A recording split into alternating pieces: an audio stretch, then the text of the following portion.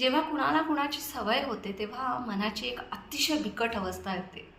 या गाण्यातनं ती अवस्था खूप छान दिली आहे. पण उत्तर दिलेलं नाही आहे.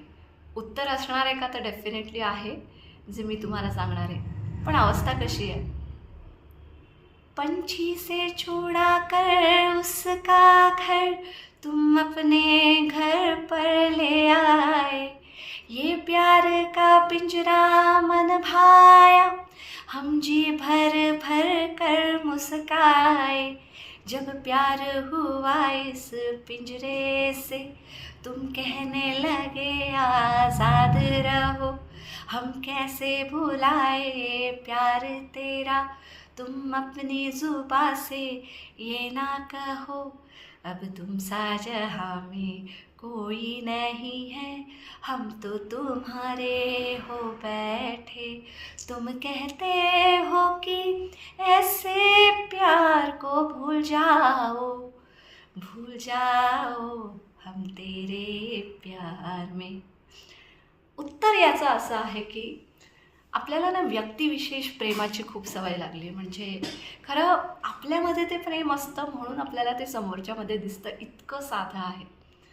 सवयी आपण स्वतःला जेवढ्या लावणार आहोत त्याच्यावर तुम्हाला तुमचं भावनिक समायोजन नीट राहणार आहे. जसं की मला एक सांगा, आपण स्वतःचा कधी इतका विचार केला आहे का, की आपल्याला कसं वाईट वाटत असेल जेव्हा आपण जेवण स्किप करतो, जेव्हा एक्सरसाइज स्किप करतो?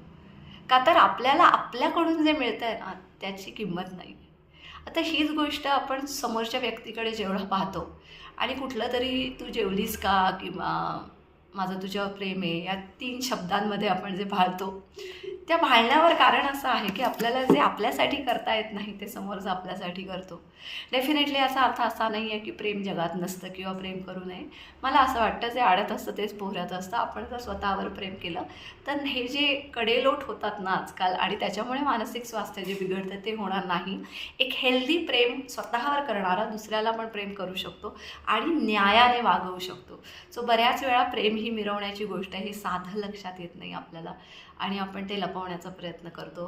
पण जे स्वच्छ आहे, जे सुंदर आहे, जे पारदर्शक आहे ते असं लख्ख प्रकाशासारखं असतं. जसं आपण स्वतःवर प्रेम केलं की आपली बॉडी आपल्याला सहाय्य करते आणि सगळ्यात छान गोष्ट म्हणजे फक्त मदत नाही करत तर आपल्याला इन्स्टंट ग्लो दिसतो. सो प्लीज मित्रमैत्रिणींनो, स्वतःवर प्रेम आधी करा, नंतर आपण राहिलं तर जगाला वाटूयात. हा सेल्फिशपणा नाही आहे, हा सेल्फ केअर आहे. थँक्यू.